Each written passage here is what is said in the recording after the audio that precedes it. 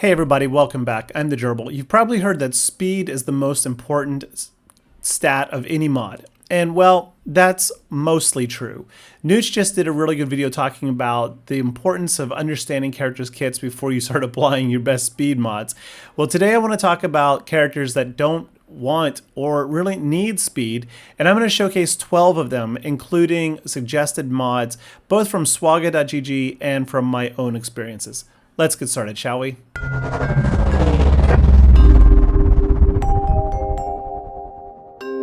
Alright, so the first character is Merrin. So I recently did a whole video about Merrin because of the light speed bundles. And you know what? Some people still, still have speed mod sets on Merrin. If you read the kit, under her unique ability, it says, while Merrin has allies, her speed is set to 0, and she is immune to turn meter manipulation. That means she cannot gain turn meter, she cannot lose turn meter, and she has 0 speed. Now, if you read down further in the kit, you'll understand exactly how she actually does obtain turn meter. But suffice it to say, any mod you put on her just gets invalidated if it has speed. It gets wiped out. So don't put any speed mods on her. Instead, I think that the recommendation from SWGOH is absolutely spot on. You want health mod, you want tenacity mods, you want potency mods, and there are arguable cases for all 3 potency or all 3 tenacity. Primarily though, you want her to be as tanky as possible. When she does go into magic stealth, she hides, she cannot be damaged, she cannot be defeated, she cannot be targeted, which does make her a challenge to kill, and when she comes out of it, she revives an ally. Now there is a situation in which she is the last person standing, in which case you do want some speed on her. But no, if you're in that situation anyway, which is going to be like once in an absolute blue moon, you're probably not going to win anyway. So I wouldn't rely on that. I would just simply go for no speed, and I would max out secondary mod stats with potency, tenacity, and health. Next up, we've got our friend, the Sith Empire Trooper. Now, in red is the emphasis, and any other color you see I underlined is the secondary consideration. So it says here, Sith Empire Trooper gains defense up and taunt for 2 turns at the start of each encounter. What that means is he does not need to take a turn. All Sith Empire Trooper has to do is be there. That's it. Now, whenever the encounter starts, he taunts, which means you want him to be, like I said, as tanky as possible. And so the recommended stat set is triple defense with full protections across the board. On the receiver, the cross, the circle, and the triangle. Now, I actually run a crit avoidance on there because if you can make the defense as strong as possible and not get critically hit, I find that it is way more effective. And given that the speeder bike indoor raid required or encouraged us to get some crit avoidance arrows, especially for Leia solo, then, you know, I've got them laying around and I have put it on there and I have never looked back. In a duo solo, not a duo solo, a duo with Sith and Emperor and Sith Eternal Emperor and Sith Empire Trooper, he's my go-to instead of Wat Tambor most times, right? So I just, you know, Sith, Empire Trooper, and Emperor. I'm getting tongue-tied here. And I have at it. Now, the secondary consideration says whenever a Sith ally uses a special ability. Now, no, that is not him. That is whenever an ally of his uses a special ability or falls below 50% health, Sith Empire Trooper gains defense up. And then I didn't underline it, but he already has plus 100% defense. So you take the kit defense plus 100% defense plus defense up, and then you can put defense mods on him, and then you put the crit avoidance mod on it, and then like nobody can damage him. He takes infinite hits, it feels. Anyway, so when an ally uses an ability, he gains defense up. If he already had defense up, he gains taunt, which means again, he doesn't need to take a turn. He's gonna auto taunt even if he loses taunt. Then if he already had taunt, he gains retribution, which is cool because now he's counterattacking and doing fun stuff with his basic, all without ever taking a turn. So Sith Empire Trooper, minimal to no speed necessary. Number 3, we got Dark Trooper. So Dark Trooper is an interesting one. Some speed, sure, but the thing is, the Imperial Troopers are known for turn meter loops. They don't need every member of the squad to have really high amounts of turn meter. You just need Veers, Piet, and Gideon to have, in my opinion, to have the turn meter. The rest, can get it kind of passively. Maybe Range Trooper, who I really appreciate. The thing is, there's nothing in Dark Trooper's kit that suggests this, so you got to kind of read beyond this into the kits of his allies. So the leadership says that whenever a Imperial Trooper gains a buff, they gain 10% turn meter. Well, you pass around a lot of buffs with troopers. Then P, it says allies with inevitable failure are called to assist. So you put inevitable failure on Dark Trooper, and then whenever P, it takes a basic, which should be pretty much every turn after his first, then Dark Trooper's assisting. Range Trooper has about a 50% chance to encourage a random ally to assist. Well, it's a 50% chance, but 20%. It's not high, but it will happen surprisingly a lot to get Dark Trooper. And then, of course, Gideon is going to strip away all enemy turn meter and giving your own team 25% turn meter, which effectively makes the Dark Trooper a lot faster also. So between the various mechanics here, and if you take out, say, Range Trooper, put in Colonel Stark or some other people, you can get even more turn meter out of the team. Basically, the point is you can have your Dark Trooper over there quadruple punching for excessive amounts of damage, often one-shotting a lot of enemies. He doesn't actually need speed. What he needs is insane amounts of offense. And please don't put crit damage mods on him, because he ain't gonna crit damage most times. He rarely crits. It's a very special condition that requires certain stars to align for him to crit. Yes, he can do it, but most times he will be punching for non-critical damage. So all offense across the board. Number 4, we got Jedi Knight Luke under his leadership only. Now, if you're running him as a wingman under like Jedi Master Luke or something, then ignore the following. But under his lead, at the start of each of his turns, all enemies are reduced to his own base speed, so as slow as he is, basically. And their base speed cannot be increased after this speed is limited this way. Now, moving on into his unique, there are mechanics by which Jedi Knight Luke, whenever he's damaged, he gains 5% turn meter, which now makes him faster than the enemies. Also, whenever he attacks out of turn, like a call to assist or Heroes Arise, then he gains 2 speed stacking for a max of 20. That doesn't sound like much, but it's 20 speed above the enemies, because all the enemies are dropped to his level, and then he incrementally gets faster than them. So as slow as you can make him, the better off your team is under his leadership. So that does mean you need someone to trigger Heroes Arise. I recommend Shaak Ti or Hermit Yoda. You can pump them up really, really fast. Trigger Heroes Arise. Luke gains 100% turn meter automatically, dropping all the enemy speeds down to his base speed. It's pretty cool. So yeah, no speed on his leader if you run him as a leader. Seer Junda team, the whole squad. This is really interesting. There's a lot happening here, and there's some good arguments for anywhere from some speed to no speed. So look at the leadership, top left here, Rekindle. If all allies are dark or light side unaligned force users, and there are no galactic legend allies at the start of the battle, until an ally takes their first turn, whenever an enemy starts a turn, all UFUs gain 5% critical chance, critical damage, offense, stacking until the end of the battle. In other words, every time an enemy takes a turn before you gain 5% critical chance, damage, and offense. This is going to enable Malicos or original Kylo Ren and other people, or Fulcrum, to ramp up damage so that when they do start to take turns, they're going to be hitting a whole lot more. Now, if you get the Omicron, that 5%, you gain an additional 10% critical chance on top of it. And I think there's some more shenanigans in the kit. It's a complicated kit. Also, if you look at her special, the Determined Assault, it says that she deals physical damage plus bonus damage equal to 10% of the target's health, maximum 200%, for each turn an enemy took during the encounter. So you want them to take more turns so that she can do that. And then whenever an enemy takes a turn, reduce her cooldowns. So if she's really fast, she has high cooldowns, like 10 on Determined Assault, right? You want the enemies to take a lot of turns. Seer takes a turn, Determined Assault knocks someone out.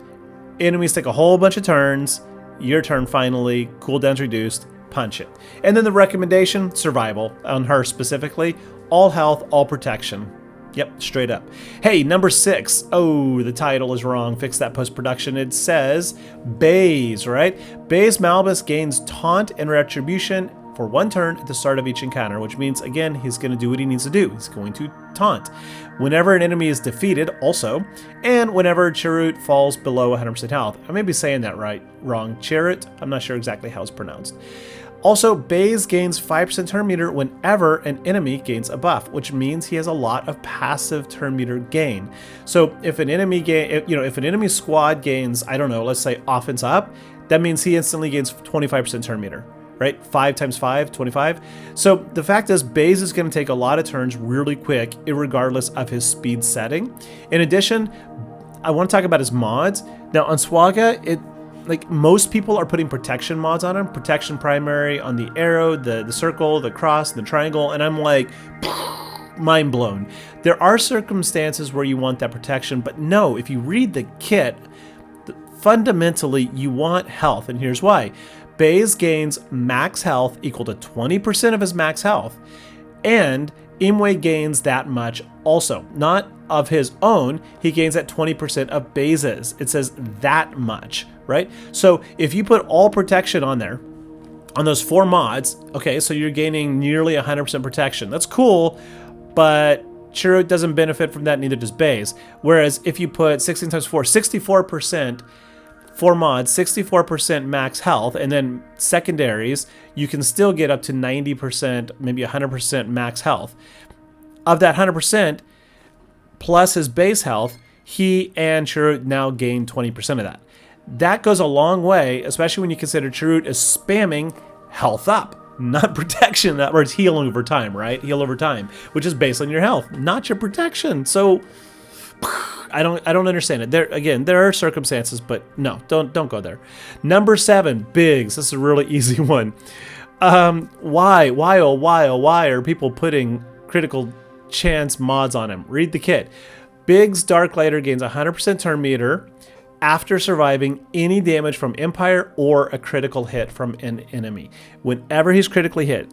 Now, Biggs is not a great character anymore. Totally like, but early mid gamers especially can get a lot of utility out of him, and then being a support unit in Conquest, he's amazing when we do have the Zealous Ambition stuff that we got like right now with Vitality. He hits so hard.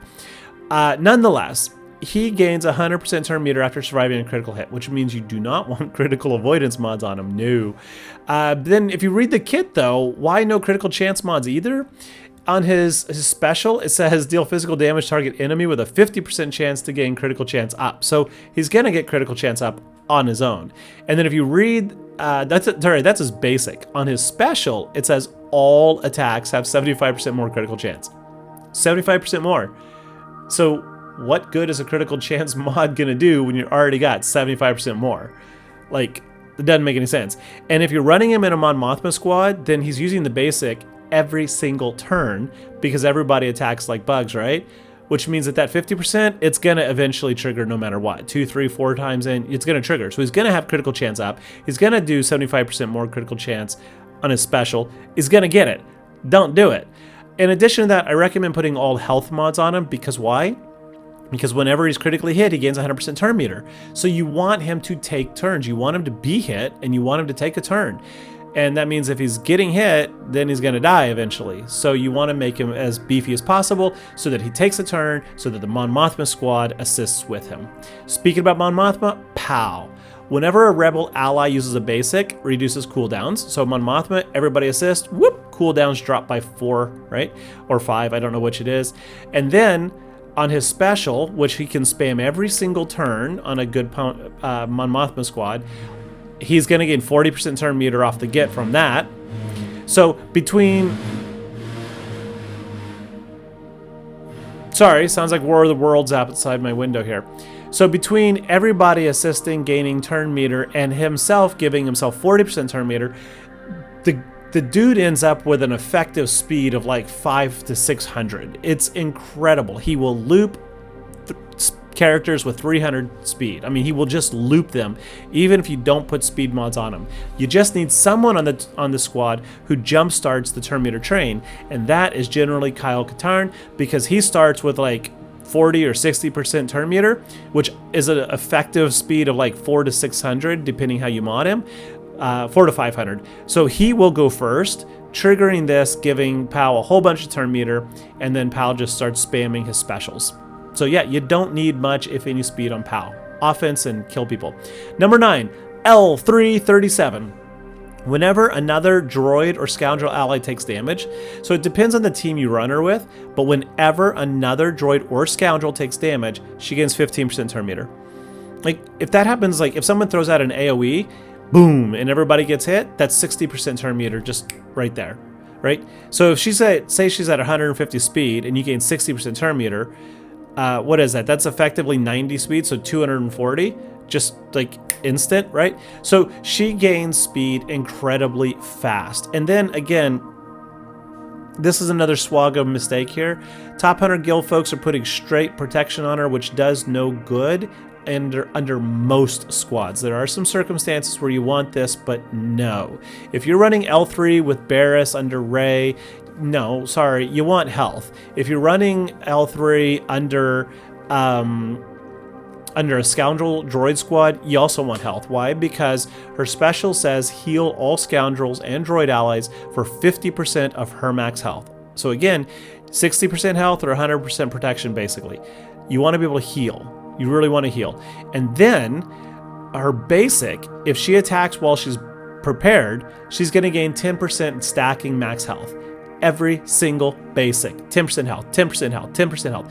That only has to happen a couple times before you greatly outweigh the bonus you get from the protections. Like the protection is static. It does not move. But her health, 10%, 10%, 10%, 10%, 10%, because she's going to get retribution. She's going to be attacking basic 10%. Retribution, attack, basic 10%. And to that, I would also put a crit avoidance arrow on her. Yep, seriously. All right, only a couple more to go. B2. B2 don't need speed, yo. B2 has a 40% chance to gain 100% turn meter whenever another ally is evaded or damaged. So whenever any ally is damaged, 40% chance to gain 100% turn meter. I mean, so again, think of an AoE, think of Chupio, think of Sith, think of another B1 droid, think of any AoE out there hitting your whole team, right? That's 4 allies getting hit. One of those is going to trigger within the 40%. B2 is going to take an instant turn, right? I think that the modding here is spot on. Crit avoidance, protection, potency, and then triple potencies. You could go for health and defense, but no, I would stick with this one. All right, number 11, speaking of B2, we got B1. Whenever another, oh, sorry, red line first. Whenever another droid ally uses a special, B1 gains 15% turn meter. So when Grievous takes a turn, Watt takes a turn, B2 takes a turn, 15% turn meter, 15% turn meter, 15% turn meter, 15. And then I know a lot of people want B1 to be fast, so they mod for speed because B1 has that mechanic to heal, because Grievous is slowly damaging your own team, so you want B1 to be able to heal up your allies.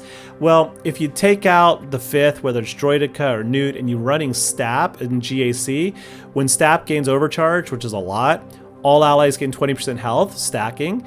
And then for the rest of the recover, they also for the rest of the battle, and then they recover 10% health and protection.